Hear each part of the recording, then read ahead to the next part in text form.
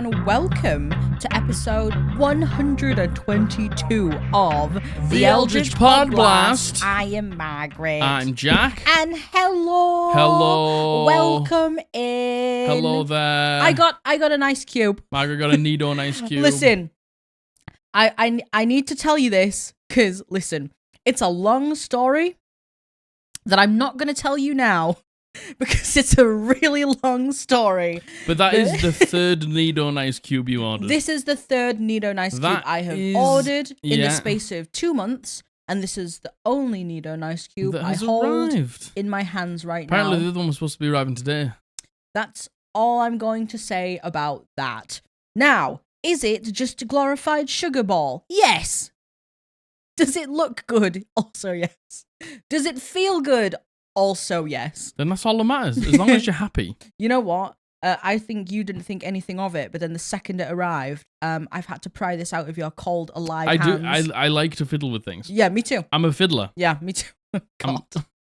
Oh, God. What about... Yeah, no, yeah, talking... that's what we're all thinking about. Yeah? Yeah. Mm-hmm, Why are you thinking about that? No. I think that says more about you than it says about me. But I like to fiddle with things. Yes, like I like to play with things in my fingers. I like to mess with things to the point of usually breaking them is my problem. Yeah. I'm the same. To be honest, I'm the same. So I need something unbreakable, really. Yeah. But you got this, and I was like, oh, gimme. A lot of grabby hands. yeah, I do be grabbing. So if you were on the fence about getting one, get one. Yes. I knew because I knew you were. But get it from a reputable source. Yeah, don't get it from some random toy shop. Is random my online toy shop. Yeah, that's my recommendation. You know what? My glasses are sitting on my face really weird today. Like, do you not think? No. There was a point in my life where my glasses were only ever wonky on my face. And I hope I'm not going back into that phase now. What's he doing? He's licking his bed. Okay, that's okay. Licking the bed is acceptable. What are you doing? Licking the feet is where we have to stop. Are you licking your bed? Stop licking your bed. Oh my God, stop licking your bed. It's soaking wet. Oh, you have far too much saliva. What are you doing licking your bed? Why are you like licking that? your bed? Oh my God. Stop it. Hello, how you doing? How are you? What you eating? Oh, goodness What you gracious drinking? me. Yeah. What you doing apart from licking your bed and watching the podcast? What else are you doing? And what's on your feet right now? Clogs. Yeah, look. Has to be clogs. Yeah, look. Jack's trying real hard to make clogs happen. I don't want to say it's mandatory, but I do know that some of you aren't wearing clogs because I know it all. Yes, Because the entity lets me know Can you that. see their feet right now? Oh, yeah. Clogless. Yeah. Oh. Clogless. Oh. A distinct lack of clogs, Oh, God. if I'm honest. Oh, God. So, You know, what's that about? You know how at the beginning I didn't like squad blasters and there was an arc where I kind of finally came around into it? Clogs, clogs, listen. Y'all seem to love the clogs. Yeah, Stream were like, we do need a Clog in Time t-shirt. Other people in the comments were saying that they needed a Clog in Time t-shirt. There was people in the Discord saying they needed a Clog in Time t-shirt. So I don't say that we absolutely need a Clogging Time t-shirt, but I think it's gonna happen. Interesting. Because I will not rest until we get a clogging time t-shirt. Until I wear a Clogging Time t-shirt with some sick purple and black looking Crocs. Interesting. Crocs? Clogs? No! Sacrifice me. I deserve sacrificing for what I've just said. To the entity. Goodness gracious. We wear clogs here, not Crocs. No, true. Crocs are old news. True. Clogs, though. Clogs. You know that meme of Drake where it's like Crocs? Yeah. Clogs. Yeah, I feel like clogs are really ideal for everyday comfortable wear. Yeah, for kicking people. And we do be kicking a lot of people in this community. Oh, kicking people I can get down with. Stomping on people. Yeah. You know, making your presence known. Yeah. Because you're clopping around. Yeah. You're clogging around. Oh. Clip clogging. Clip clogging, am I right? Yeah. Am I right, gamers? Yeah. Right. So tell me down below, is it clogging time? If you say it's clogging time, I'm going to take that as you want a Clogging Time t-shirt. Interesting. So I would like to see many comments down below that say it's clogging time. And I will rest for nothing less. Interesting. This is a similar arc I can feel here. It's clogging time. It's clogging time, baby. It's clogging time. What? Oh my God. Hello? Hello? Oh my God. Hello? Hello? Oh my God. What do we reckon? Oh my god! What do we reckon? The neon sign arrived. What do you think? How sick's that? Isn't that the coolest Thing. Coolest freaking thing you've ever seen? Isn't that just the best? Oh, man, so Thank good. you so much, everyone. Again, if you know about Neon Sign Gate, I think we did mention it in a video, didn't we? We put the Ko-fi donations up on stream, and within 10 minutes, the whole like 200 quid was like met. So we went to the guy and bought it, and he sent it out, and here it is. And you know what? It looks so good. It looks. Do you want to know what? I'm feeling like a bit of a professional now. Feeling like a bit of a pro right now. We got a neon sign of the podcast. Yep. I think it looks great. It looks incredible. I think it looks brilliant. So good. And I have to say, it looks even better in real life. Oh, man, like when we have like these lights on in the background, and then that because we streamed last night and it was in the background of stream, it looks so good. So good. And you know what? Like, I wasn't sure how it was like how much you'd be able to see like the sun rays on it, but you can really see them. You can, You can really, the really only see thing them. is you can at the minute, because you know it's new, we'll get used to it. Like, that's on 10%. Yeah. Oh my god. If you that's put it on really 10%. high, it's really hard to see on camera. Yeah, so you gotta have it on like low mode to like get it to come through. Yeah, but it comes through so clear on camera when you have it low. Yeah, it does. Yeah. And the only other thing is, right at the top of like the acrylic on the side, you can see that light top. Yeah. So I think we might have to do something. Yeah. To be honest, we could probably just turn that light out. Honestly. Yeah, maybe we'll see. But we'll get used to it. This yeah. is the first one. We just wanted to get it up and get it on to say thank you. It. If you were on stream on Friday, we put together a Star Wars intro, you know, like the where the credits roll and it's people's names and a little story about the podcast. A special thing. And you know what? I was gonna be like, we can put it in here. We can't because of the music. Because it has the Doom music where it's like now. And it also has the Star Wars music as well. And it's got the Star Wars music in it. But, you know, and we were rocking out. Oh, we were rocking out. We were headbanging. We were I nearly rocking put my out. back out. The VOD will still be up. Oh, yeah, 100%. Now? 100%. Yeah. The VOD will still be up now for another day, I think. No. For another day? This is Monday, isn't it? This is Monday. This we is did Mondays. it on Friday. Oh, yeah. VOD will absolutely still be up. So if you want to see it, it's in like the first 5 minutes. You still won't be able to hear the music stream there on either. Friday. That's a really good point. So it's just going to be us rocking out. Yeah, that's a really, really good point. You're not going to be able to hear the music on that either. Yeah. Oh, well. You'll hear the voiceover. Will you hear the Star Wars music? Yes, you will, because that comes through a different source. That's not good. Yeah. Well, that's for future, but also past us to deal with. So it might be there, it might not be. Yeah. You never know. But yeah, thanks to thank you so not just much. the people that help fund this. Indeed, but no, just yes. all of you. Indeed, because thank you. We never Thank thought you. we'd get to the point where we have a neon sign, Never. but we have now a neon sign of our logo. I feel like a neon sign was kind of like something that like a goal we set. It was a goal for us. Like, and you know when you just make up like, I was gonna say mundane, that's not the right one. Random. Like Random goals. achievements Like and when you were a goals. kid and you'd be like, if I own a Dyson Hoover, I know I've made it. It's kind of like if we have a neon sign of our podcast. I know. Like I know we've made it. I feel like I've made it in some aspect. Me too. Honestly, it looks so good, and of course the craftsmanship is great. Yeah. Tom at Neon Effect did a incredible job with it. So thank you, and thank you guys so much. I think we're gonna get like some like white tape as well to tape that down. Yeah, you know, we just put it up. Yeah, we just wanted to get it up. Wanted to get it up. Yeah, to show we just you. wanted to get it up. Yeah. So we look so professional now, I will say. The new set with the neon sign. Yeah. Sitting in the comfy chairs. Yeah, looks real good. Feeling pretty good. Yeah. I'm trying to think if there's anything else to update you guys on, but really, not really. No, not really. Nothing, because again, we filmed the other day and we blew our load telling you everything. Yeah. Then we do have some art. Yes, I'd like to we show do. you. Yes, we do. Yes, we do. We've got a mood board. Yeah. By Dana's Lit List. Yeah. And if you've watched this channel for a while, this is the second mood board now that Dana has done for us. Yeah, well, she's actually technically like the third because she did one for Jasper. Oh, she did. And she did one for Priestess. Yes, she did do one for Brady. But I'm talking about for your my characters. Yes, for my characters. Yes. Dana. Oh my god, it's so weird because a few episodes ago I said like Dana gifted me a mood board for Rayla. Yes. And I said after that point I would always make a mood board for my characters. So based on that, I went and made a mood board for Blythe. Yeah. And then the other day, I'm not kidding you, the day after we had said that, it might have been on stream or video, I can't remember.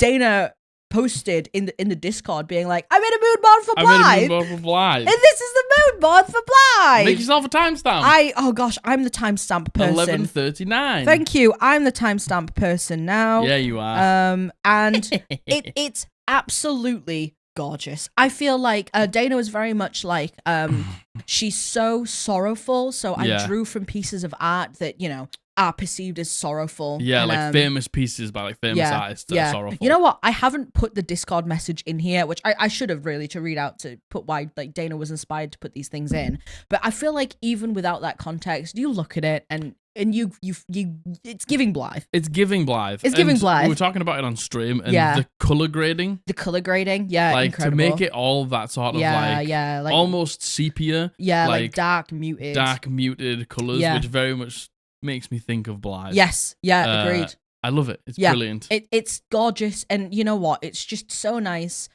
to know that, because you guys haven't really heard much about Blythe yet. You haven't heard much about our campaign because we started doing the campaign updates, and then you're looking at my nice cube, aren't you? Nah, no chance. Little squeeze. No little way. Squeeze for How much? me. What's in it for me? You make me happy. Go on then. Oh, go on then. Hold on. The look, guilt. look at the way it. Can you see the way the it like guilt trip? Right, hold on. Let me. Oh, don't be. Here you go. Here you go. Here you go. Here you go. There you are. Teasing me. God, what on earth was I saying? Blee blah blue blah blee blah blue. Yeah. No, it's you guys haven't heard much about Blythe or our campaign yet. So even from the small things that Dana's heard, for her to be able to kind of pull these ideas and like these concepts together, really means a lot to me. So thank you so much. And we said this on stream on Friday. We're going to do something for campaign updates. I know we say it every single time. No, but we've discussed it with... We've come to the conclusion. We discussed it with stream chat yesterday on Friday, and we've come to the conclusion that we think we're going to do something soon that's going to be more of a like... a monthly thing. A monthly thing, yes. There's going to be a monthly... We don't know if it's going to be a live stream. We don't know if it's going to be a video. Probably we don't know if a video, it's going to be something on Patreon. We don't know. It's going to be a monthly something where after the fact, we can all get together and we can all talk about it. Because that what we heard was that seems you to be the guys part love that really, people really theorizing, right? Yeah. And you know, I love theorizing. And I'm sure Jack loves hearing the theories too. I do be loving that is probably one of my favorite things as a Dungeon Master. Like hearing theories and them being wild because it's funny, but also sometimes being really close because then I'm doing a good job because you're piecing together things and you're coming close with the information that I've give you. That's my favorite thing as a Dungeon Master. Like when you don't get given the idea, like you don't get given the full like idea of what I was trying to do, but you get all of these different random bits and then you put them together and then you're like, this, and then you basically say the plot of my campaign, and then I'm like, interesting. I'm like, I'm doing a good job. Well, I'm doing an alright job. There was first of all, when we first started doing the campaign updates, obviously it was the beginning of the campaign and not much had happened yet, right? And there wasn't really stream. There wasn't really a lot going on. It was just us getting to know each other. Yeah. But now things have started fucking happening, by the way. There's a lot of things stuff have really escalated. Things have really hotted up. There was a big twist at the end of last episode, which I very unbelievably guessed the morning of. I just said it out loud. You guessed just something. You were like, "Oh, I think this connection's this," and then we got to it, and we were like, "Oh shit." That is the connection. Yeah. Oh fuck. Yeah, it was good fun. I promise. I'm sorry it's so cryptic. We'll get something out. Yeah. Things have hotted the fuck up. Because you know, like this isn't going to be a massively long campaign, as I've said from the get go. Yeah. So like we're 12 sessions in now. We're really in like the thick of it. Yeah. We're really in like the meat and potatoes of it now. Yeah. We're like maybe not. Are we in the middle? We're probably close to the middle. Yeah. it might be like 25 to 30 sessions long. Yeah. Or something like that. Yeah. To that effect. So then we are sort of halfway through. Yeah. Which, That's you know, sad to think of. I know it's sad to think of, but at the same time, it's like, I said at the beginning it was going to be shorter. And you got to think in comparison to my other campaigns, like, so much has happened. So much has happened. And I've made a conscious effort for, like, as a dungeon master, you can have the issue of, like, holding on to things. And I was like, I'm not going to do that this campaign. Yeah. If it comes up, it comes up. Yeah. If it happens, it happens. Yeah. And one of my tools for that was Roveret. Yeah. I bet. Because, Yeah. Not to get too far into it, but, he has been, like,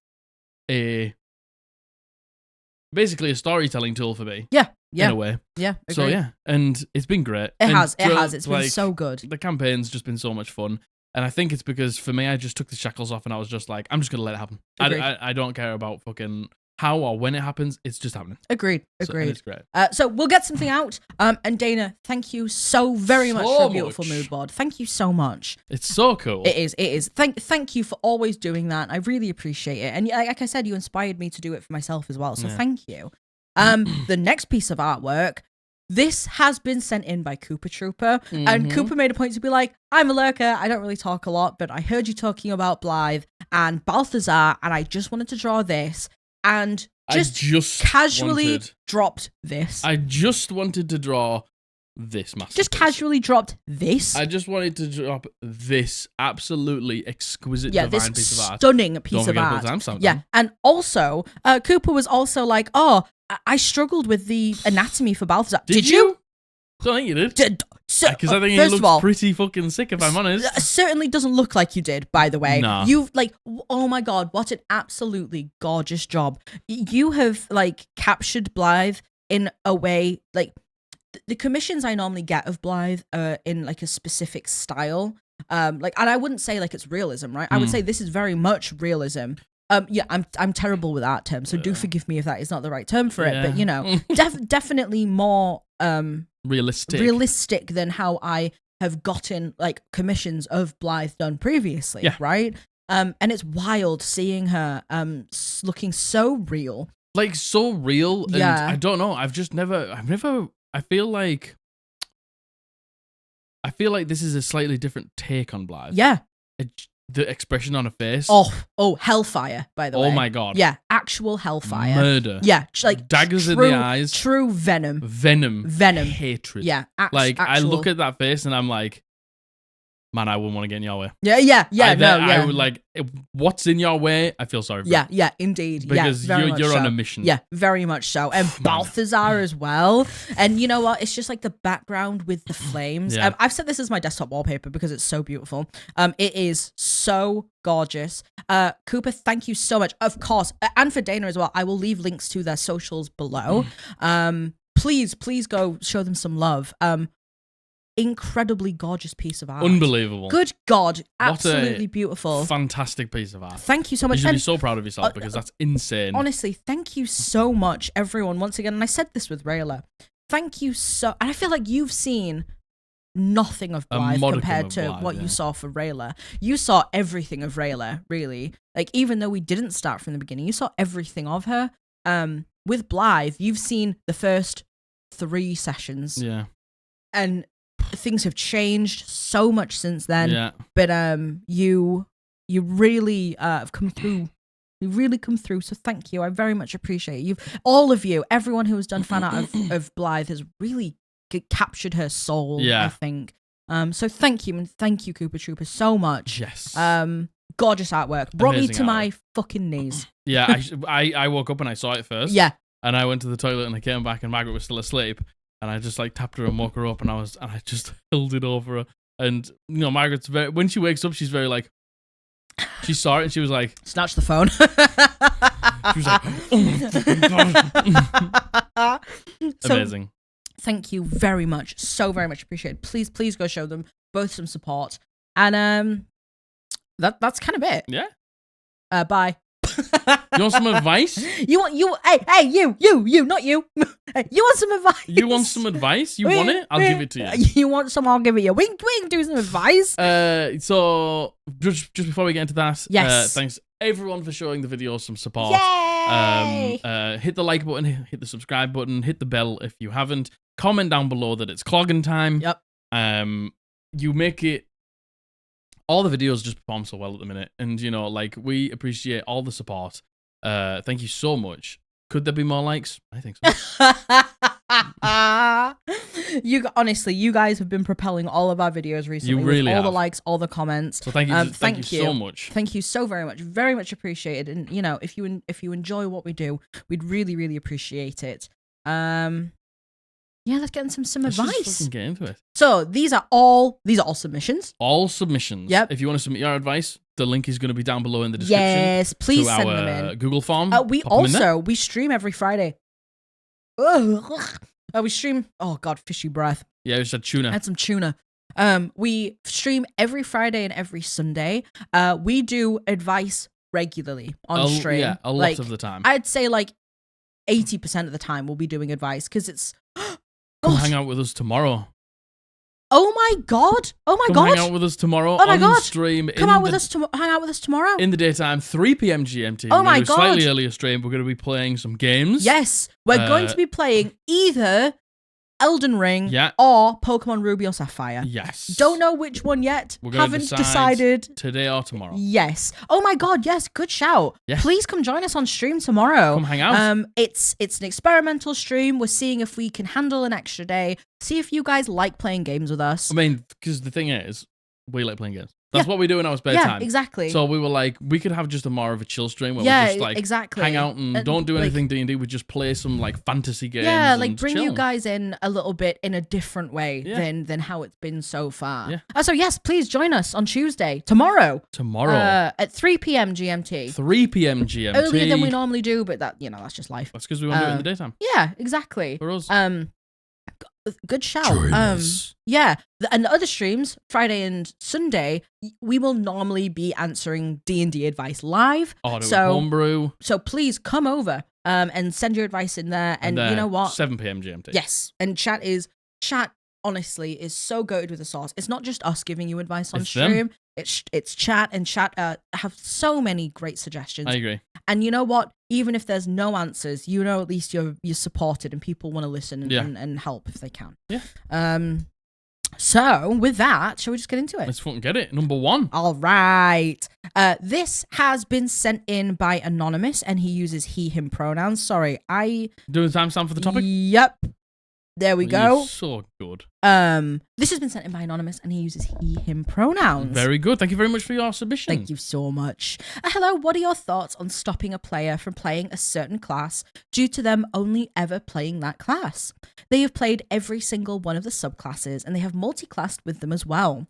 I personally am on the fence with it, as I want them to try and play other classes that isn't just the same one over and over, but I also want them to have fun playing D&D, and I would gladly help them in choosing another class. Why? Yeah, I think is the top and tail of it. It's think about Margaret. Margaret loves playing a druid. And, if she was given the chance to, I'd play druid every single time. Yes, I would. There's people who just know what they like. Yeah. They like the fantasy of it. They love the fantasy of it. And you can play a druid. Let's just say druid for instance. Let's say that's what this case is. You can play a druid a million different ways. Yeah. A million different subclasses, Yeah. flavored in a million different ways, with a million different backstories. Yeah. There is infinite possibility. Yeah.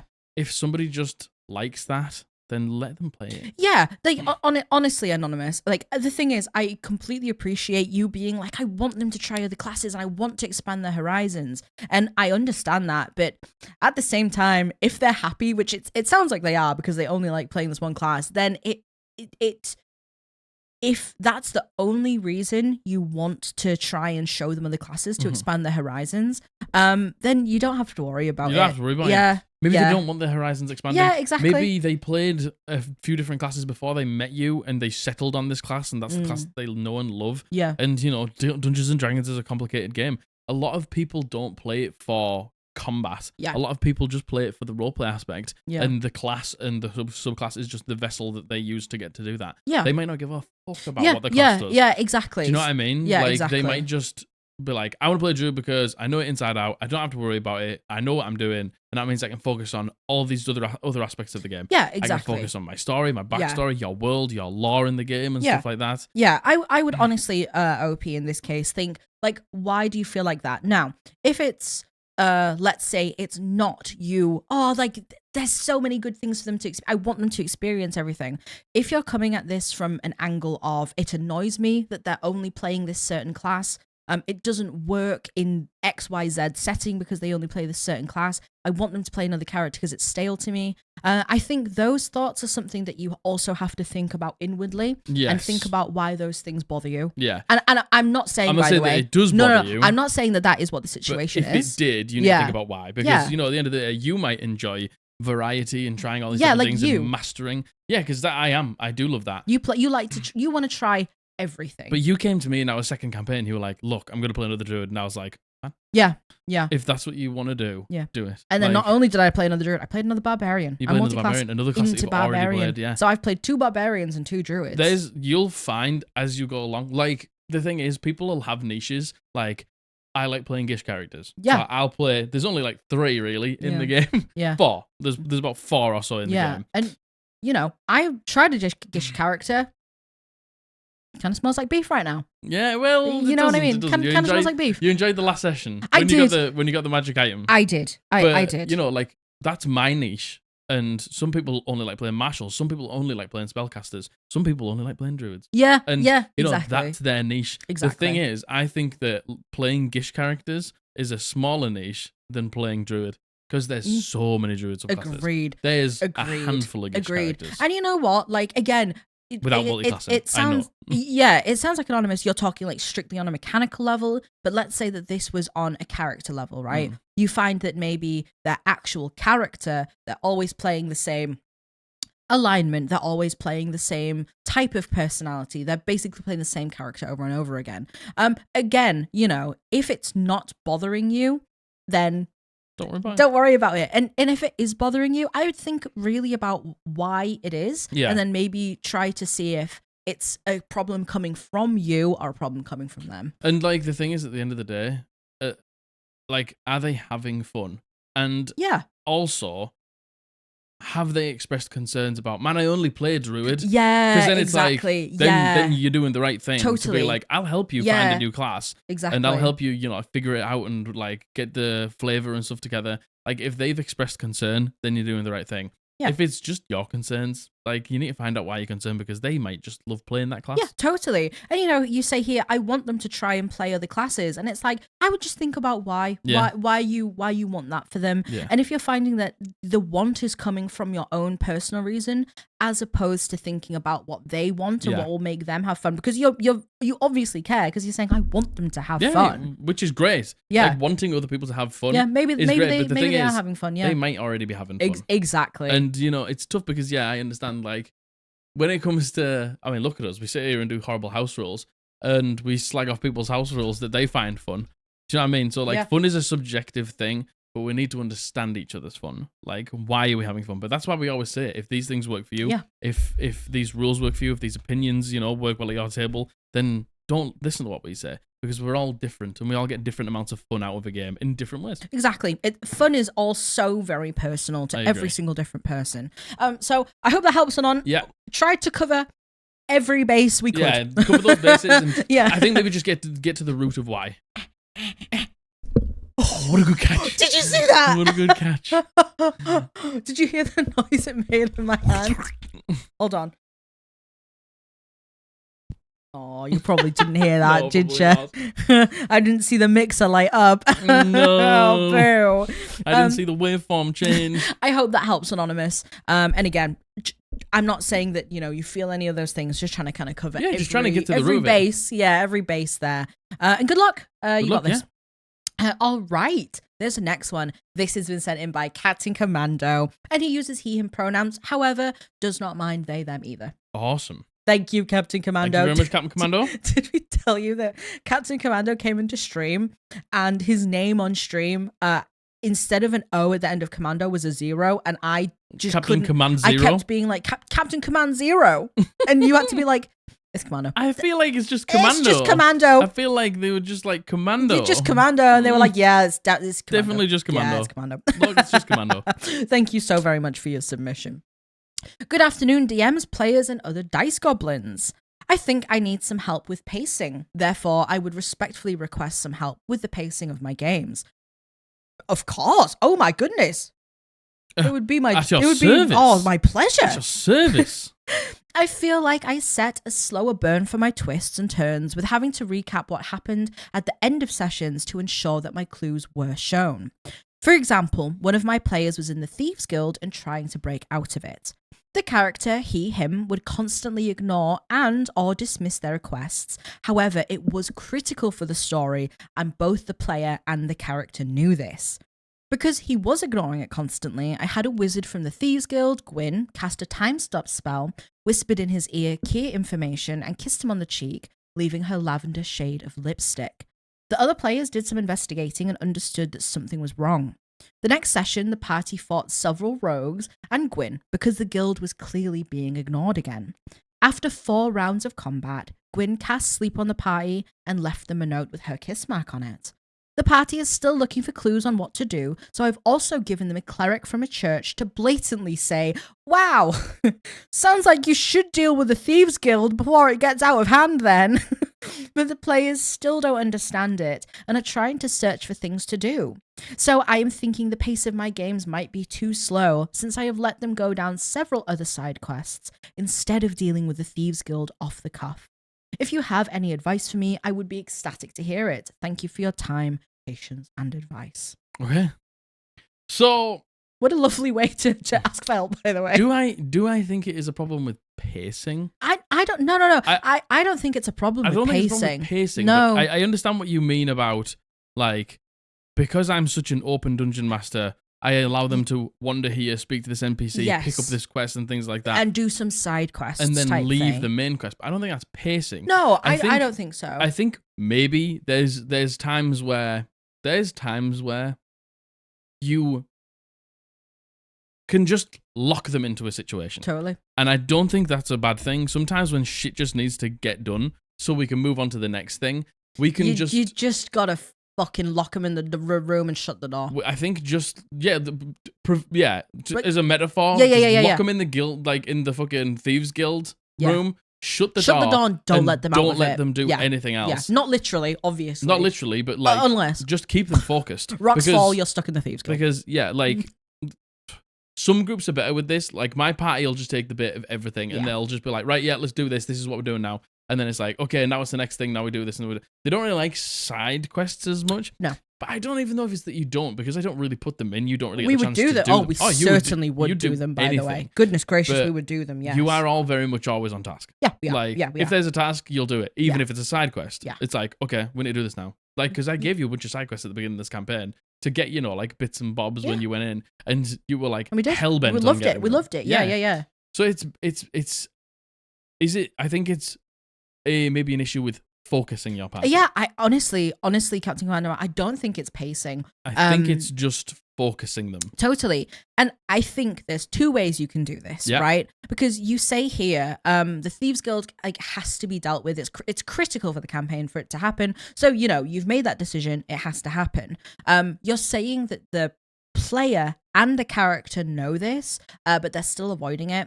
If the player knows it, honestly, I don't think there's anything wrong with going to them above game and being like, hey, like, glad you're enjoying it. Glad you like these side quests. It's now getting to a boiling point. Like, remember the cleric said this, and I'm trying to give you in-game hints. And I'm worried that maybe you're not getting them. Yeah. So I just want to be completely forthright with you and say, now is a great time to go and deal with the Thieves Guild. Like, now, if you could please just take the bait and you could go. I know maybe your character doesn't want to, but I promise I'm not going to punish your character for doing that or punish you for doing that. If you could please just go deal with the Thieves Guild now. I remember literally last session, we'd gotten to a point where we were like close to the center of the city, and you were at like because we've had in this campaign, there are so many things to do right now. Yes. There are, houses we want to see. There are like wizards towers we want to visit. There are points of interest we want to go to. There are like all sorts of different places that we want to go to. So I brought up the map and I was like, okay.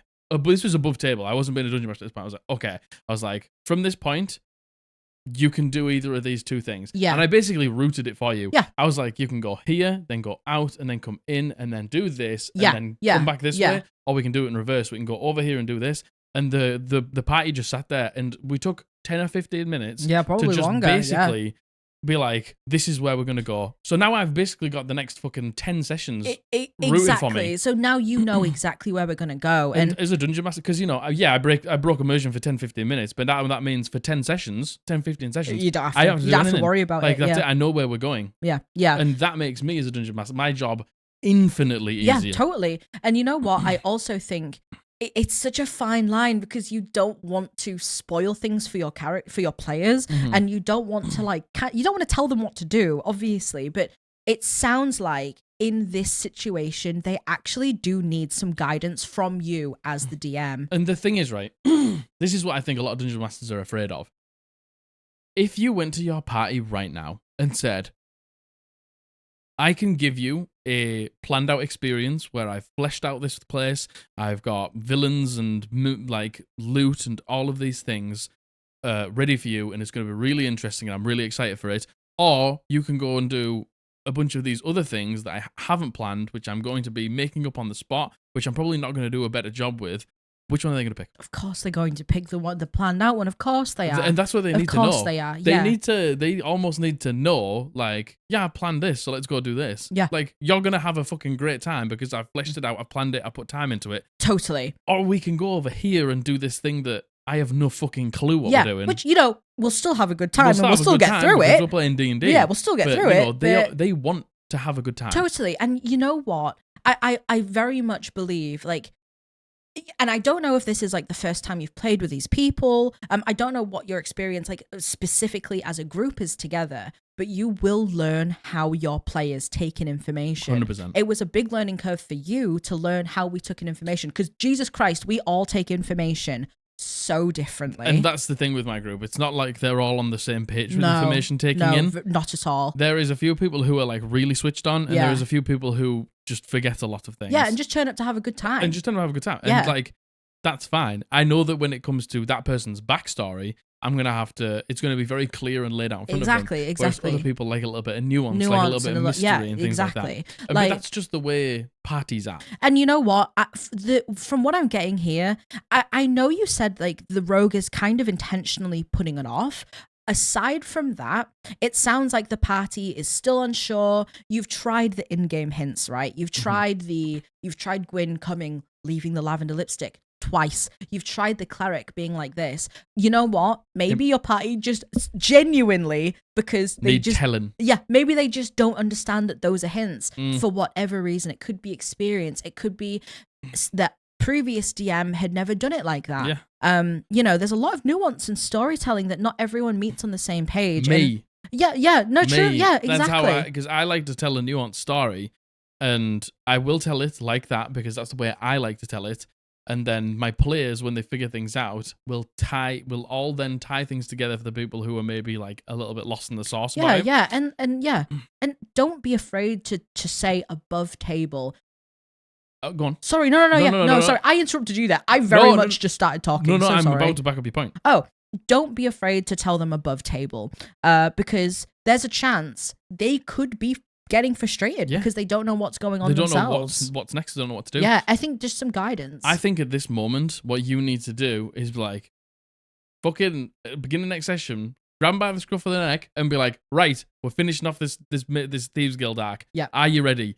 Go to that player who's maybe like dilly-dallying. They might be nervous. They might be scared to finish their story arc. They might not know if... They might be waiting for you to start it. Yeah. And maybe they need like a kick up the backside, proverbial kick up the backside to... No, put your clogs on. Yeah, put your clogs on. They might just need you to be like...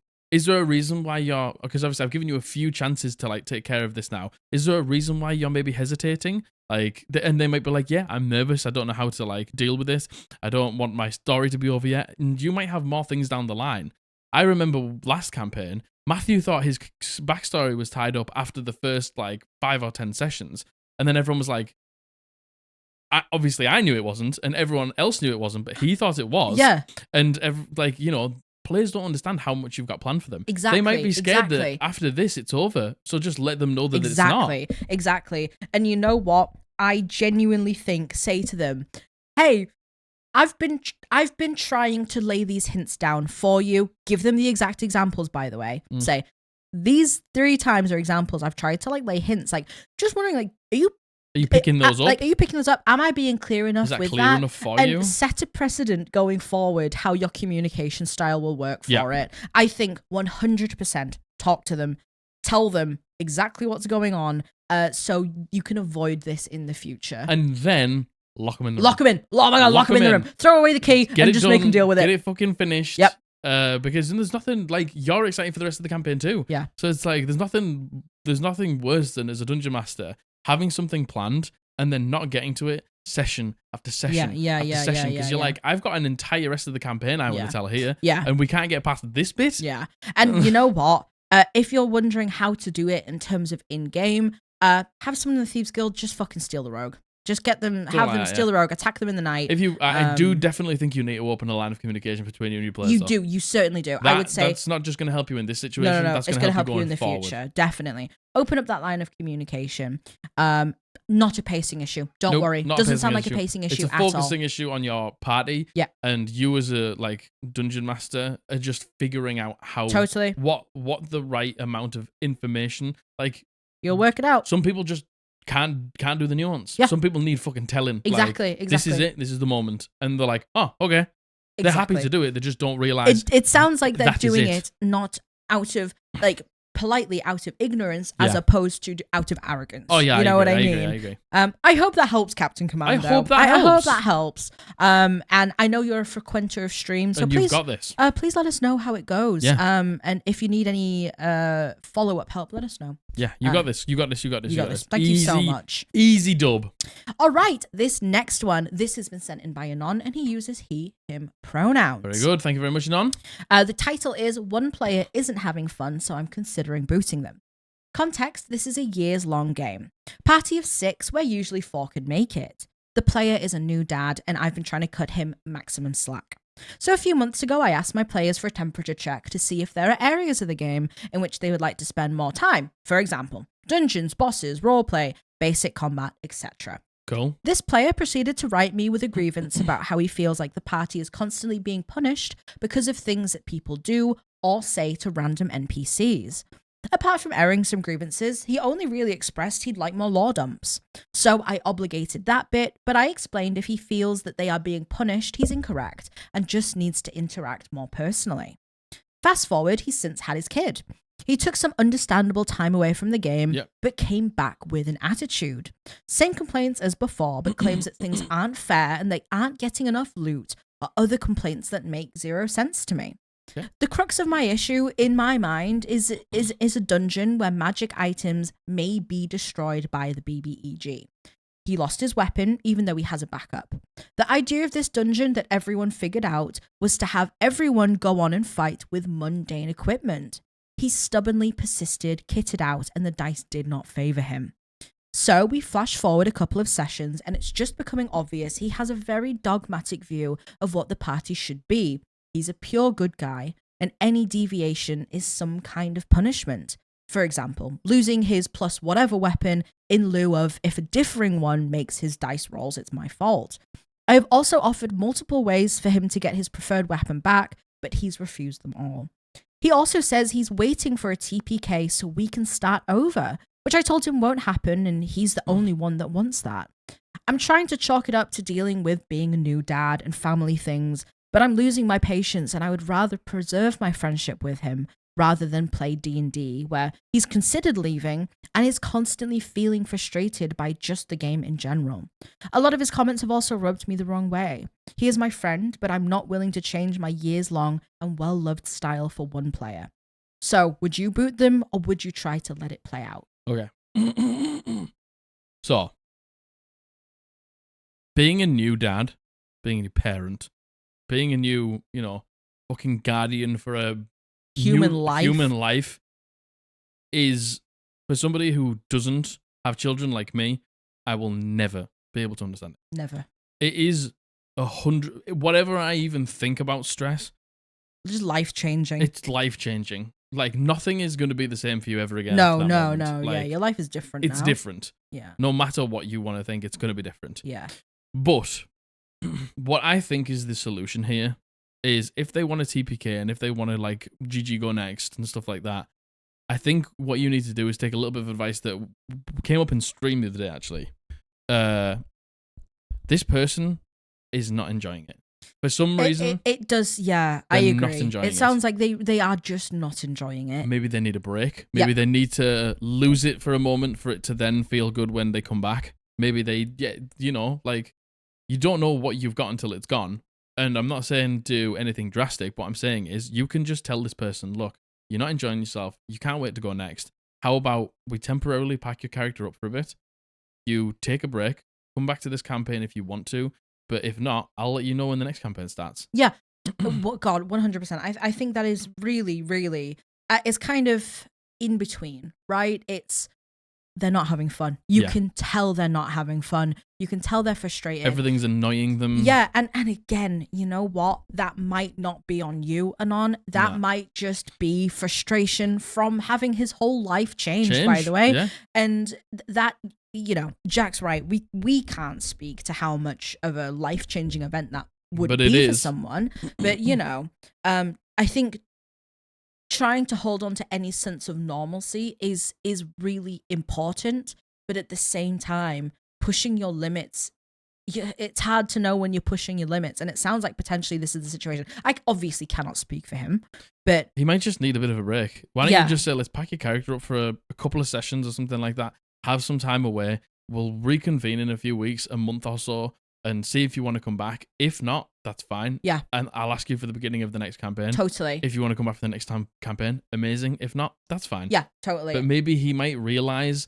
that, because sometimes you just need a break from something to realize how much you truly enjoy it. God, exactly. And you know what? Sometimes you can't see the forest through the trees. 100%. Sounds like he's probably in the forest right now, and 100%. he's struggling to see any form of enjoyment. And you know what? That doesn't justify, by the way, his comments like, "Oh, I'm waiting for a TPK," like because that is, by the way, that unfair. Is unfair, and that is mean to say. But I do think we have to just give this person the benefit of that. Yeah, I agree, and especially because you say they're your friend first. You're not.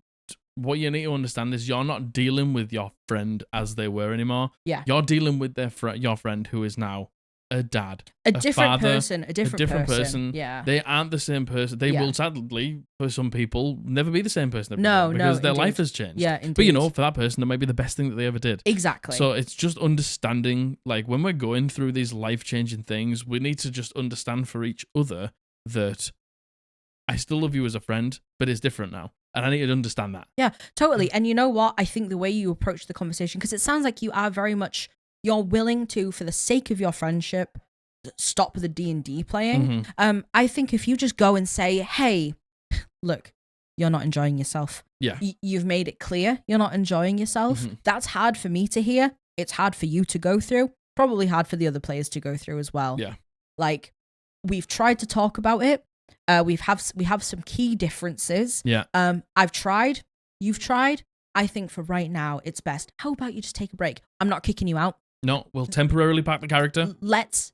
In a village, in a city, in a town. You take a break. Because if you're so desperately wanting a TPK and you're waiting for that, that's not going to happen. And, that's unfair on me. Yeah, and everyone else. So take a break. We're not kicking you out. You can come back. In a week, 2 weeks, a month, whatever it is. Take some time. Think about if you actually like playing with me. Mm-hmm. Because it sounds like, to a degree, you also have different playing styles as well, honestly. Which like, is outside fine. of anything else. Like, have a think. Do you want to play this game with me as the DM? Mm-hmm. Like, or, do our differences... Are they too far apart? Too far apart for us to be able to enjoy playing together. And then I'll check in with you in this time frame. And then if you still don't want to come back, I'll ask you at the beginning of next campaign, because I know you've talked about like going next, just calling it quits and going on the next campaign. Yeah. So I'll ask you then, and if you want to, brilliant. If you don't want to, that's fine. Yeah. Like, and I'm sorry, Anon. It must be so hard for you as well. I will say, it sounds like this is frustrating for everyone. You say, he's had a kid, he came back with an attitude problem. Maybe not necessarily an attitude problem. He's just come back as a different person. Understandably. Yeah, understandably. Because he is a different person. Yeah, and good on you for cutting him maximum slack. Big time. But I think you call for a break. Yeah. Yeah, I think but not that's for the best game. thing Like, to do. because, And say I value you as a friend. Yeah, and because, if D&D is something that you want and you want to keep doing, like, him not being there doesn't have to stop you. Totally. Like, you should be able to continue playing with the rest of the party and stuff like that without him if he's the one that has the problem and he's the one that needs Agreed. the break. Yeah, agreed. So, yeah, that's what I would do, my Yeah, friend. no, great advice, Jack. Great suggestion. Well, thank you very much. Yeah. I hope that helps Anon. I really, really do. And I'm sending you all the best of wishes. There's shit all over this nice cube. Sorry. Give it to me then. No. What? No. But I want it. No. If one of my other 3 arrive, you can have the other one. You want it? Hold on, You had it for a little bit. Go on. Oh, you know what? I threw that wildly off course as well, I will say. I like catching. Yeah. I'm a big fan of catching. I have good hand-eye coordination. You do have good hand-eye coordination, actually, yeah. I called that one, didn't I? You did. Huh? But I've seen you drop some clangers in the past. I've seen some of your throws as well. Well, that one. That wasn't bad. That went wildly off course. There was no cost. No. I think that was good. Thanks. Well. Catch! All right, this next one. This has been sent in by Chibirad, and he uses he, him pronouns. Chibirad? I think that's how it's said. It's cute. Chibirad. Chibirad. Yeah, Chibirad. Cute name. Or Chibirad. Or Okay. Chibirad. Chibirad. I'm going to say Chibirad. Hello, long-time watcher of the TikToks and recently moved to YouTube. And I must say, once again, I really appreciate what you bring to the D&D space. Oh, thank you very so much. Thanks very for making much. that move. That's not Thank a particularly easy move to make. No, indeed. It's, it's a big ask. It's a big to come jump. Yeah, over it is. From It truly one is. platform Yeah. to the other. So we Watching like a appreciate 5-minute TikTok to like a nearly 2-hour video. Big jump. That being said, I need advice on this idea that I have for my next campaign. I'm a new DM that started a campaign last September with 5 of my friends, Call of Netherdeep campaign, Critical Role campaign. Nice. Since then, I've been gushing and in love with DMing to the point where I'm ready to take the training wheels off and start homebrewing my own adventure set in Exandria. Awesome. The problem is my passion for the game has sparked so much blabbering to my friends outside of Discord that it's gotten too many people interested in my next campaign. So I added into the group and I submitted a survey to see who can and when can people play. And so far I'm looking at 6 players deep with 4 maybe on the way. So my semi-open schedule and with their different schedules, I was thinking of running 2 separate campaigns in the same world. But at the same time, I don't know if that might be too much work. I'm at a crossroads and I would appreciate any insight on the matter or any cool ideas. Once again, thank you so much and much love from California. Thank you, Chibirad. Okay, Chibirad. Okay, so. Oh, man, I'm going to put my dad hat on here. Go on. And I'm going to be a fucking cautious. I'm going to be a cautious person here and say, that sounds like a lot. That sounds like potentially too much. Agreed. Homebrewing is my favorite thing to do, and I can see the pipeline of you doing a Netherdeep and then going into an Exandria campaign and homebrewing. I think homebrewing for you sounds like the next step. That sounds like the natural next step. Yes, you seem to have a passion for it. Absolutely. I think that's absolutely what you should do if you want to do it. 6 players isn't an impossible ask. Nope, definitely not. 10 players certainly is. Sounds like a lot. Absolutely. 2 campaigns also sounds like a lot. And I don't know if you're doing it in tandem with the Netherdeep campaign or it's like after the Netherdeep campaign. I think it sounds like it's like Netherdeep's coming to an end. And then I'm going to start the homebrew world. Yeah. Understood. Like, but if for any reason it's in tandem with the Netherdeep campaign, 3 campaigns, no. Honestly, 2 campaigns sounds like a lot. Yeah. And the thing is, that is all personal. That's personal to us. I think ultimately, Chibirad, only you are going to know that answer. Yeah. However, what I will say is, don't feel like you have to do anything that you're not fully comfortable with, because what we've seen before is someone DM excited to start takes on too much And then because they've taken on too much, because, at the time, you don't know. You think You you have no can idea. handle it. Yeah. And things change all the time, All by the the time. way. Life changes, circumstance Yeah, changes for players, for exactly. you, for everything. Yeah. You get into that situation, and then because for whatever reason it's too much, 10 players, too much, then 2 campaigns, potentially too much, you go in, and it could potentially ruin your it for you. whole first experience of a homebrew world. And we're humans, we have tiny little pea brains. It's hard for us in the moment to be able to distinguish the difference between, oh man, I hate running this homebrew world. Oh man, I'm overworked right now. Yeah. Oh my God, I actually hate this campaign. Oh my God, actually, I'm just The fucking circumstances burning myself out. Exactly. I think what a good... and look, you've came to us for advice, so I'll give it to you. But, this is going to be a very, very personal choice to you. Yeah. In my opinion, 10 players sounds like a lot. Yes. Especially for a first-time homebrew DM. You've got DM experience, so it's not going to be like you're... It's not like it's your first You're time. not going to be clueless when you're going in. But I think if you want to try 10, do it. 6 sounds great. Anywhere between 6 and 10, you take on what you are comfortable doing. And you know what? Test the waters with a one-shot. Good idea. See if you can handle 10 in a one-shot. See if you can handle 6 in a one-shot. Combat's going to be slow. Combat's going to be really slow. No matter how you chalk it up. It's going to take a long time to get around to everyone's backstory. Yeah. The campaign's probably going to go on for multiple years. Yeah, a long time. With 10 people. If you're going to try and do backstories for each and then your own story. That's just a lot of arcs. Yeah. What I would say is start with the one campaign, do a one-shot with an amount of people, and for the love of God, if you're going to do a lot of people in one campaign, make sure you set ground rules for when somebody can't make it. 100%. Like 10 people. Yeah. Some almost guaranteed every week someone isn't going to make it. Like, honestly, like, I flat out say, don't do it with 10 people. That's what I would say. You know yourself better than me. I would never recommend anyone do 10 people. 10 people is even the so most much. experienced DM, unless it's a one shot. Yeah. Do not do 10 people. And look at Matthew Mercer. Yeah. Like his combats aren't even that slow. But that's because he's very, very, very, very experienced at it. And he has 7 players. Yeah. Do you know what I mean? Like my combats are not... I like my combats nice and fast. But we only have 4 players. 4 players feels amazing because of like we can really put a lot of emphasis on a lot of people's backstories and give them the time and space to breathe and not need to rush them or anything like that. Yeah, totally. It's going to come down to you. 10 players sounds like too much to me. 6 players sounds great. Start with one campaign and see how you go. If you're absolutely clamoring for more D&D, then you can try run another one. Totally. Because you might just have that in you, and I definitely do not. Yeah, no, certainly not. You might have that in you. Yeah. So I would say one shot with the amount of people that are interested. Make sure you're happy with that amount. Start that campaign.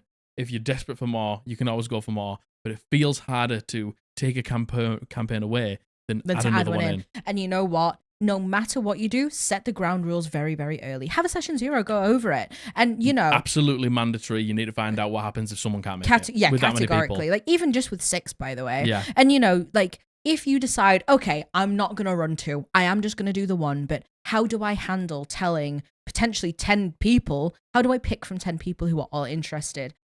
Chibirad, I think if you're honest, you just say, hey, look, thank you so much for being so interested. It makes me feel great that you are.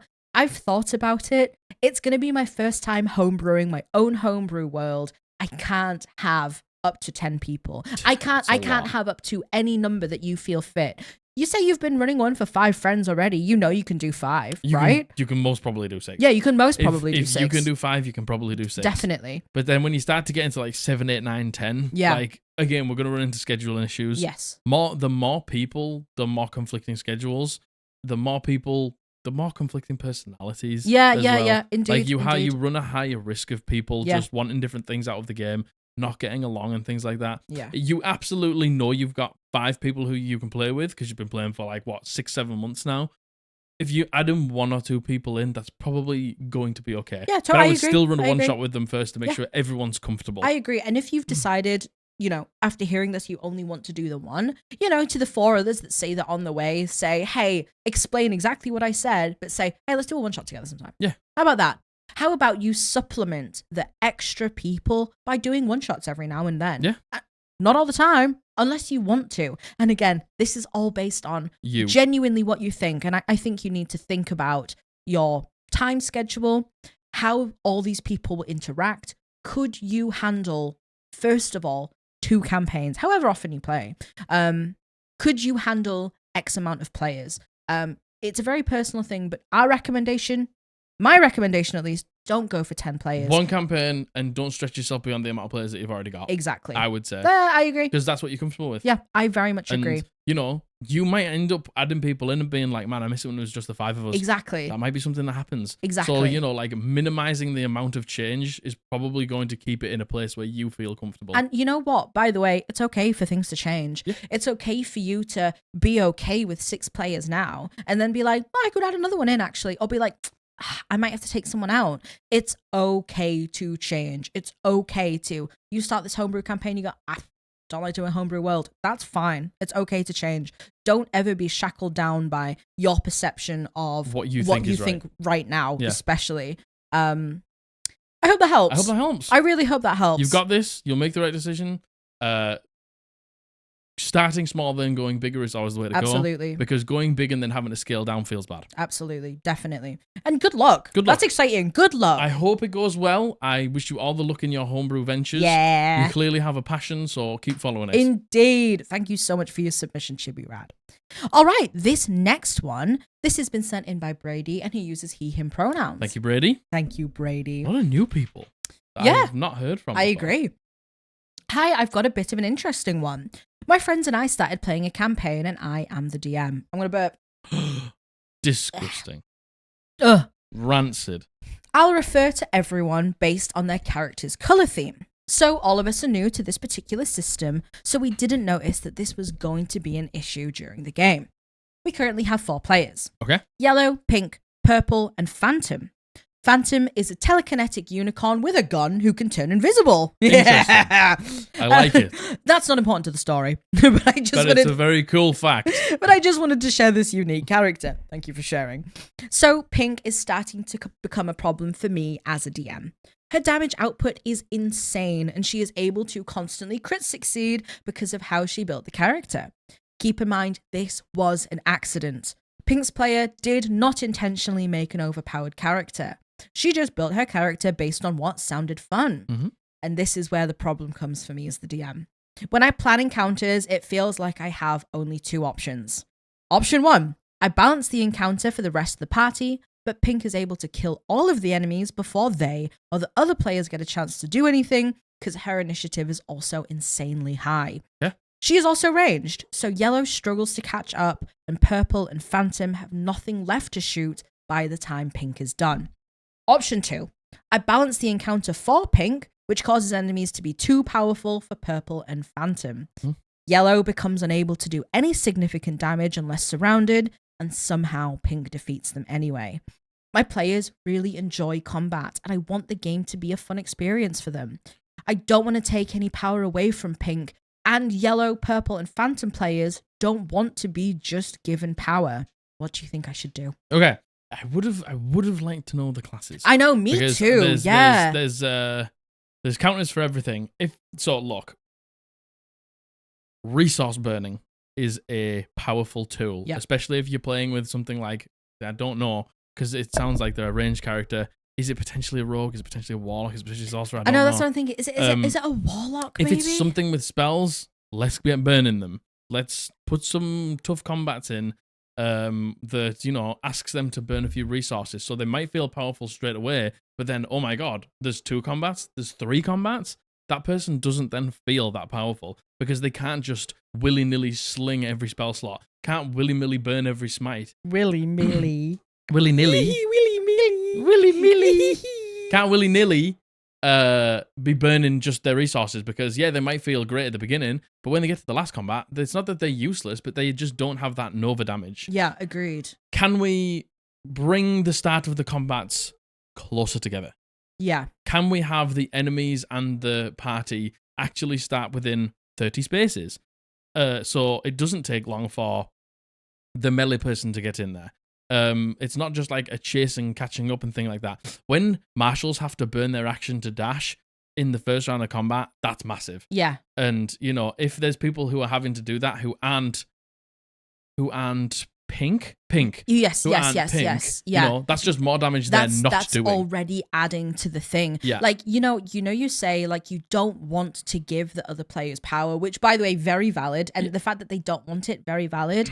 Maybe you could give them something if you find, I agree with what Jack says, make it so the map works better for the other players, right? Put them so they are within reach. They don't have to use that action to dash, etc. And can we do, this is an age-old trick.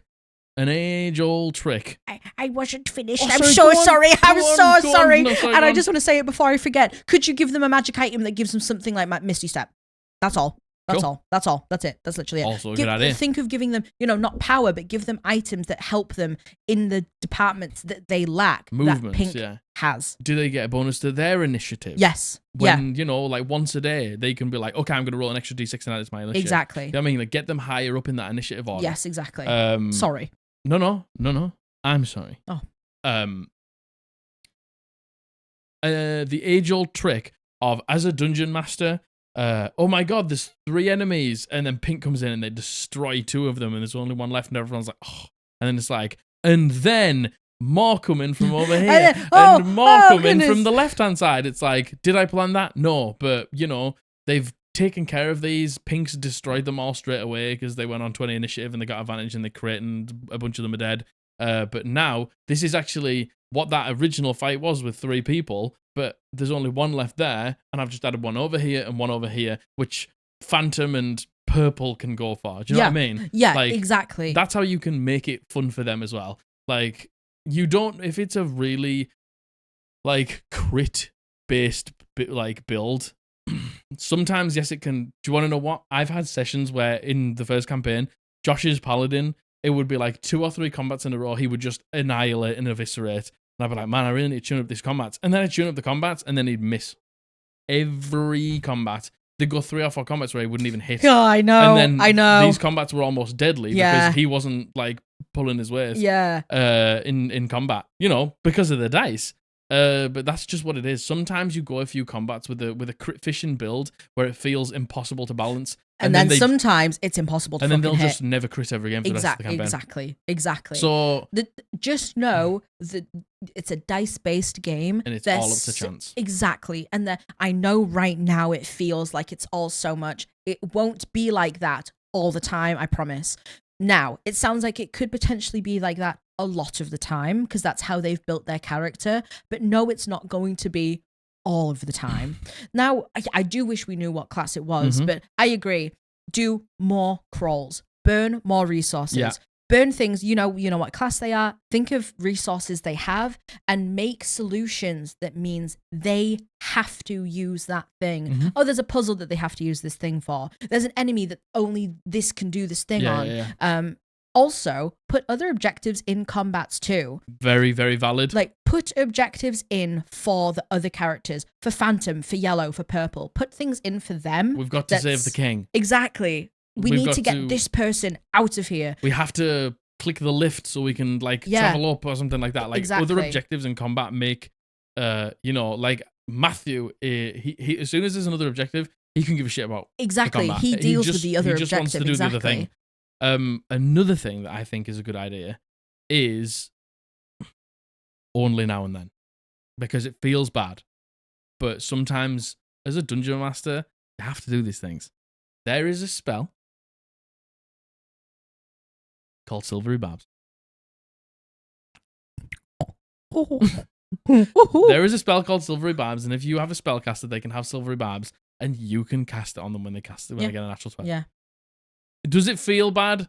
Potentially. And that's why you use it very few and far between. Very sparingly. Yes, totally. And you know what? You could even couple that with, you say, this is an accident. Pink didn't mean to do this. Pink hasn't intentionally done any of this. You have every right to talk to Pink and say, hey, just so you know, like, I am struggling with it and I know it's not your fault. And don't worry, Mm. I'm going to work around it. Mhm. But just know there's going to be some changes in combat.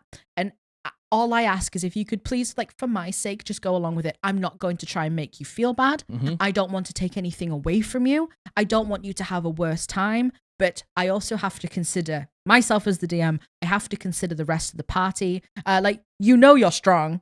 You know you are. We all know you are. So there's going to be some changes. Just know I'm not doing anything maliciously. Yeah. I'm just doing it in the sake of expanding a little Yeah. bit. And I think if you go straight out of the gate with that expectation, they might not have that knee-jerk reaction of what the fuck. Yeah. You know what I mean? I think a lot of the changes that we've spoke about there, though, are things that are quite natural. things that are probably quite natural. Yeah. And, you know, as a new dungeon master, I don't know if you are a new dungeon master, you know, like, these are the things that Yes. maybe we all new to this system, at all least. right, okay, we haven't maybe, like, experimented with, you know, having multiple enemies, having, like, hordes of enemies. Totally. Where you can't, like, action economy is action economy. If you're getting single target crits and something only has 10 health, it's like, that's brilliant, but there's 10 other things that you need to Yeah, do and here. you know what? Build it so there is individual groups that are obvious for individual players to deal with. Make you know? combats easy for specific people, Yeah. hard for specific people. Yeah. As long as we're not making it constantly just hard for Pink, Totally. Pink won't feel bad. And that's it. And to be honest, I think that's something you're very aware of anyway. You're like, I don't want to single Pink out. I don't want to have to change things just around Pink, all the others. I think there's so many natural ways you can do it. But at the same time, do not be afraid to talk to Pink, especially because Pink didn't do it on purpose. Yes. You know what I mean? Even just make them aware that there's going to be some changes. You could even go to the whole group and be like, I'm going to try change combat up a little bit. Yeah. And I would really appreciate your feedback on how you find it's going. Because you say they all love they love combat, sorry. They love feedback. They love feedback. But they all love giving combat. feedback. Yeah, they all love combat. Yeah. So many options. Loads of options. So many Loads options. of options. And you know what? If anyone has any suggestions for Brady below, please let Brady know. Yeah. Please leave. We've all been in this situation, right? I'm sure every DM has had this situation where one player is really powerful and you don't know how to deal with it. How did you guys deal with it? Let Brady know. I'll be honest, you also might outlevel it. Yeah, agreed. 5e is a complicated system in terms of the specific classes that are just so powerful at specific points in the game. But as you level up, that power just sort of levels itself out naturally. Indeed. I would love to know, Brady, if you can let us know in the comments or in the Discord or anywhere, classes and stuff like that, because there might be specific fixes. Yeah. Because there's always a counter in 5e. Yeah, absolutely. I hope that helps, Brady. I hope that helps. And good luck. You got Yes. this. I promise you. It feels bad now. It won't always feel this bad. Won't always feel bad. Promise. Yeah. All right, this is the last two. Okay. This is the penultimate, all right? Penultimate. This is the Prepare penultimate. yourselves. Clogging time yeah. nigh. Oh my God. It's on the horizon. So what does clogging time consist of? You put your clogs on and then you walk around going, clog, clog, clog, clog. Right. Okay. Yeah, no, I'm down. What was that face for? No, I'm down. That was my I'm down face. Oh, was it? Yes. Interesting. It was. It didn't look like a down. This doesn't look like I'm down. One, give me your clog. Clog, clog, clog, clog. You gotta go back. Clog, clog, clog, clog. Yeah, as if you're walking. Clog, clog, clog, clog. Yep. It's clogging time. Yeah, it is. All right. Penultimate, second to last, get ready. This has been sent in by Royal Leo. He uses he, him pronouns, and he's chaotic good. Hey, very good. Hello, Margaret and Jack. Thank you so much for taking the time to read through this. Of course, thank you for sending it in. I'm DMing a Pathfinder 2e group, and we just finished session 3 of a campaign that I expect to go up to level 20, and I am having some insecurities about my main plotline. Okay. I have 5 players, 2 of which have never played a TTRPG before, but are very enthusiastic. 2 players that this is their first TTRPG group, already run a short adventure for some of these people before, and 1 player with a ton of TTRPG experience. Very cool. Sessions 1 to 3 was them escaping from an island prison where they were held captive by some extremely powerful NPCs. Okay. They escaped and they're about to be tasked by some NPCs to travel the world and gather some help from some strong and colourful characters to form an army and lay siege to this island and defeat their former captors. Very cool. However, some of my characters don't seem super thrilled, or they don't seem like they would even agree to this. The 2 with no experience are neutral and they're just following the rest. The 2 with some experience are giving off vibes that they are down for it. And then the one with the most experience is giving off vibes that he definitely would say no when asked. Interesting. He is playing a character that is broody, heavily traumatized, and apathetic. Me. No, that's not true. I am heavily traumatized though. Yeah, I wouldn't say you're brooding. No, though. I'm not apathetic either. I'm Something? Maybe I don't know what apathetic means. apathetic means like you don't give a fuck about anything or anyone. Oh, no. I am the exact opposite. I am too empathetic. Empathetic. Yes, sorry. You apathetic bitch. I don't know how to hold the next session in a way to persuade his character to actually follow through with this plot, as that character seems dead set on staying away from the island at all costs. I like how the character is written, and I do not mind the character, but I just don't know how to get the character to agree to this quest. Easy. Every character needs a reason. That's up to them, not you. Yeah, you know what? And also, I think maybe saying shame on this player is a bit too harsh, but they should know better. If they're the most experienced. What a shame. What a shame, by the way, that the most experienced player is the one who's being the most difficult. I'm sorry, and that is a shame. And you know what? Yeah, shame on them for seeing that you are a new DM. This is your first campaign with people. You have new players, and they're setting this example that it's okay to act like that. Your campaign sounds loads of fun. Yeah, no, it does. It does. You know what? It reminds me very much of Divinity. Yes. Yeah. It also reminds me for some reason of, the beginning of the Alliance side of Battle for Azeroth. Oh, where you're sneaking out. Where you get locked in the prison. Yeah. And then you start to realize that, like, this fucking Kultiris place is, like, rotten from the inside. So just so you know, your campaign sounds great. Yeah. Your campaign sounds interesting. It sounds well thought out. It sounds like there's reason. It sounds like there's drive and stuff like that.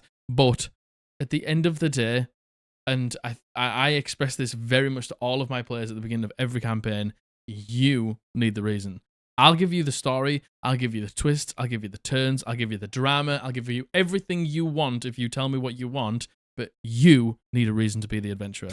That's on you. Absolutely. And you know what? It's okay for the character to be nervous about it. It's okay for them to be role-playing the character not wanting to do it. That's just role-play. But they need, at the end of the day, to find the reason. They have to. In character, find the reason. 100%. It's okay. It's fine for characters to disagree. It's fine for characters to dig their heels in and not want to. Maybe not even necessarily dig their heels in. I agree with you. I think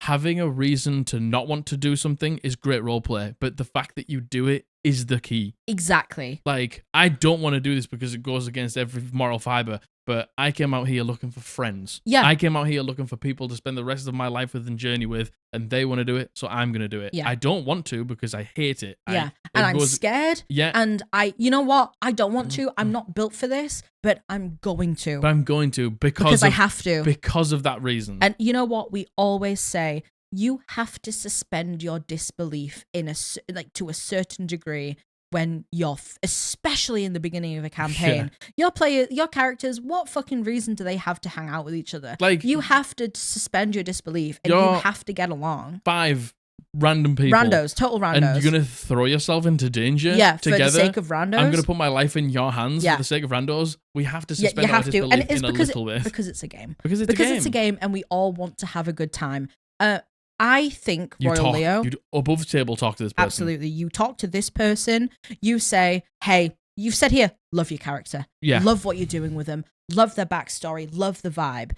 I'm just checking in because everyone else seems down for this. And I don't know if you're just saying in character that you don't want to do it. And even if you are, it makes it really difficult for me as the DM. Even if you are, that's fine. But you have to. You have to find the reason to adventure. Yeah. You have to find a reason to take part in this story. Yeah. Because otherwise, you're going to make it difficult. It's going to be almost nigh and impossible. Yeah. And we're just going to butt heads the whole way through. Yeah. And I don't want that. Exactly. Like, you have to find a reason to be able to go along with the party. Yeah. And it's going to be really difficult for me if you don't. And I'm worried about it because I'm a new dungeon master. and like now I'm at a point where I don't really know how to convince your character to do it.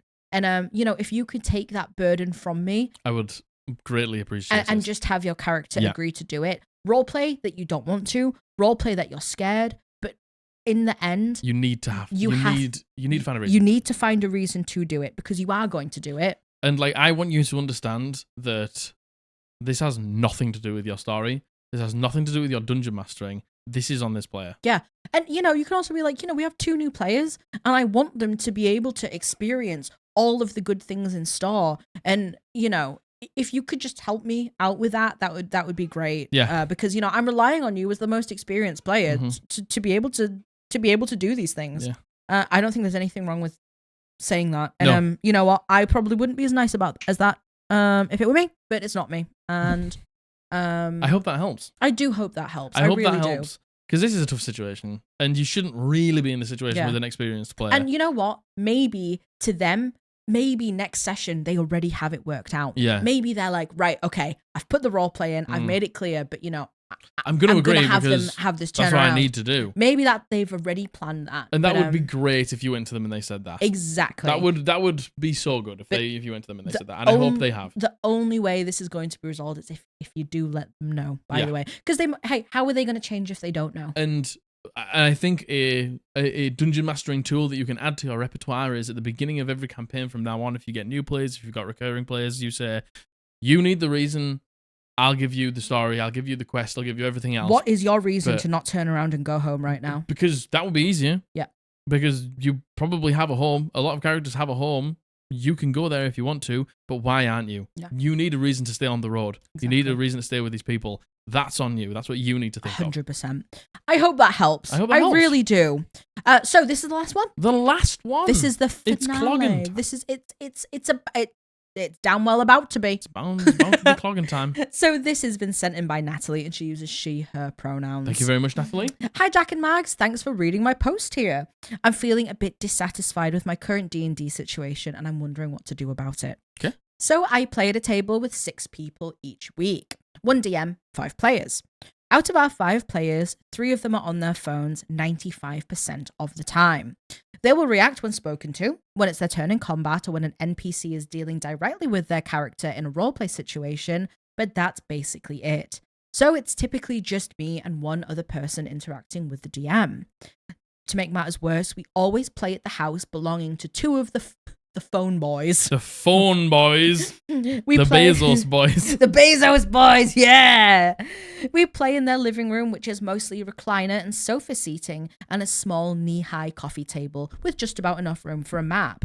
So imagine a DM lounging on a recliner with a laptop, 3 players on a sofa and their phones, and then me and another guy sitting on awkward chairs trying to engage with no space for our stuff.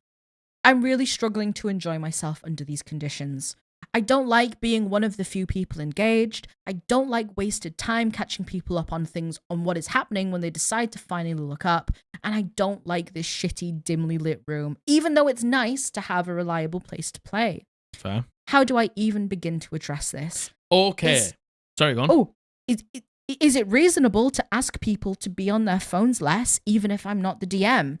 Am I crazy for wanting a normal height table with space for a character sheet and dice? Where is the line between reasonable and overreacting? Thanks for your help. By the way, I'm eating a pad thai and drinking a Baja Blast. Oh, that sounds good. That sounds delicious. I would give my left arm to try Baja Blast.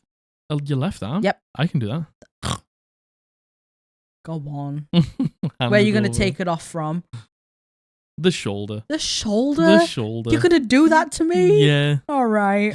Okay, so... Oh, man. Well, first of all, is it too much to ask? So, look. We've had this conversation many a time with many of the people who have been here for a long time. Some people need the stimulation of other things to keep their attention. Yep. And I understand that. Yep. If that's the case for these people, and you find that out, that actually might make you feel better. Yeah. That needing that is helping them be engaged. Yeah. If they don't have that, they'll be even less engaged. Yeah. Yeah. Not saying that they're not engaged now, but they will be not engaged. Yeah. Well, like Abby, in like for her to keep her attention, she started like coloring things in. Coloring. She's got a, like basically like coloring sheets. Yeah, and she said it's really, really helped her with her focus. Yeah. So but maybe finding that out with something. Is it a loss to ask? Of course it's not. Oh no, Of course it's no, not. no, absolutely. If they are just on their phones because they want to be, yeah, then that's not really good enough. We're all giving our time. We're all blocking out 4 or 5 hours, however long that you play, to this night of our week to play together. Absolutely. We should get out of it what we want. Otherwise, what's the fucking point? And in you know playing? what?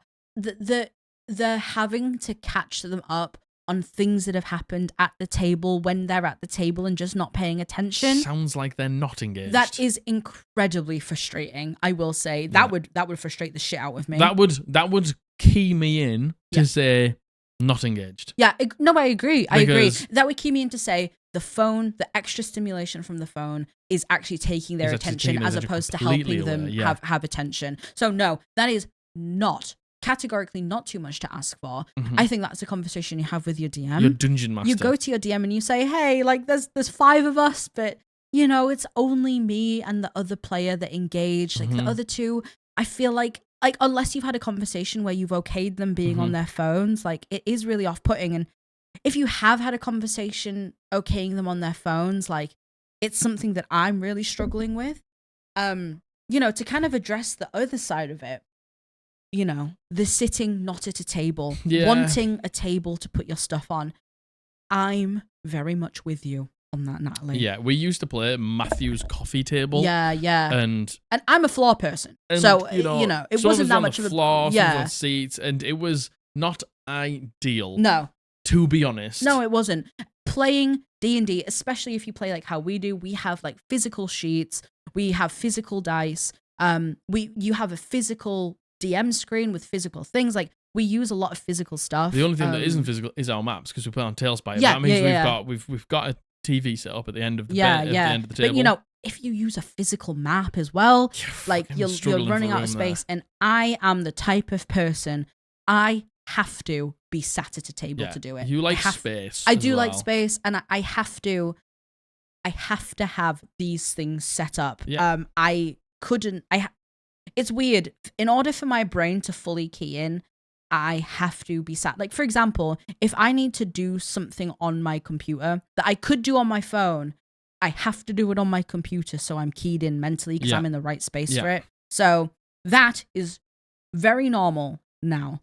I will say, the only issue with that is you don't have a choice. You might not have a choice. You don't. It sounds like you don't have a choice. Can they play at your house? Yeah. Where Could there's they play a table? at your house? Yeah. Could you play at somebody else's house? Yeah. Is there a different table in that house? Yes. Is there a dining table that we could play at? Yeah. Like just suggesting that. There's nothing wrong with suggesting. No. I honestly think like if it's a case of you want these things, if you know you have the space, just say like, hey, how about I host?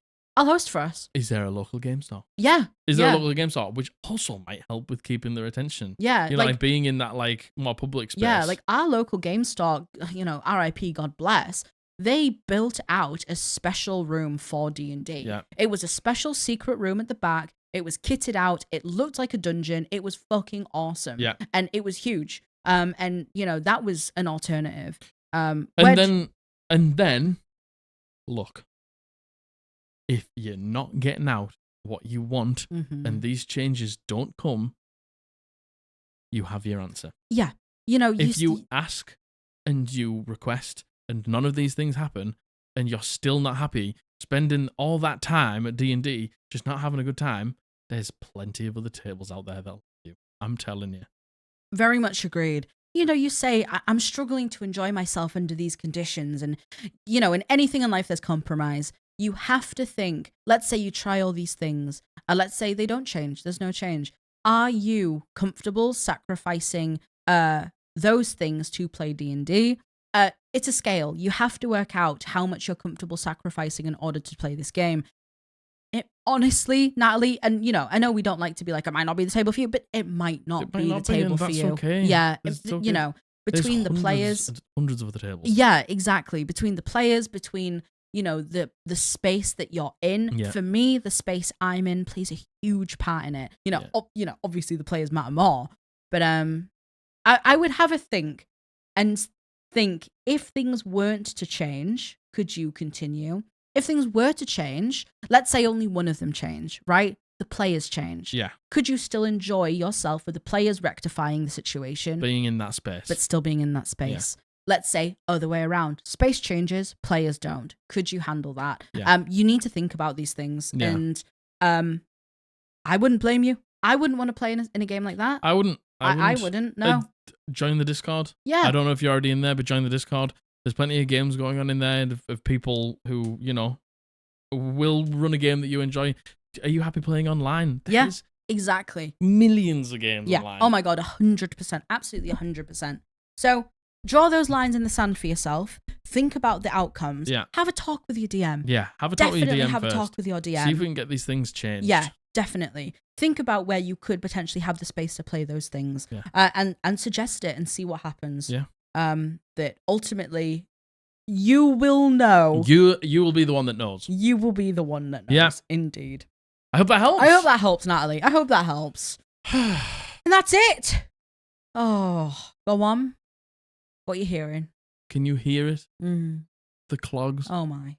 The clogs all around the world goodness. as they get up and walk out after finishing the Eldritch Podblast on goodness. this day. Oh my gosh. It's a beautiful...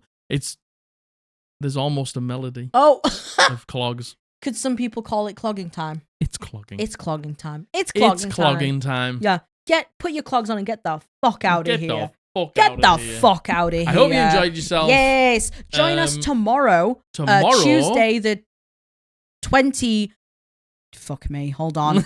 Tuesday the 26th of March. Tuesday the 26th of March. 3 p.m. GMT on the other purple app where people stream. Yeah. Because everyone's getting all weird about saying things on each other's apps. Come and join us. We're going to be playing Elden Mig or Pokemon. Or Pokemon. Pokemig. Or Pokemig. Yeah. Elden Mig or Pokemig. Yeah. Come and join us. It would be great to see you there. Like, subscribe, comment down below that it's clogging time and that you really want some clogging time merch. Yep. Yeah. Buy some Eldritch Podblast merch, www.eldritchpodblast.co.uk. Hoodies and t-shirts are there. Soon there might be some clogging time t-shirts there. Our Hellbound store, Etsy store is linked down below. Go and pick up notebooks and spell cards and t-shirts. Thank you. Margaret's Vicious Mockery t-shirt. Oh! Thank you so much for our sign. What do you think? We love you very much. I love you. I love you. Bully loves you. He does today. It's clogging time. We've been the Eldritch Podblast, and we're going to see you. What day is it? On Thursday. On Thursday. Bye.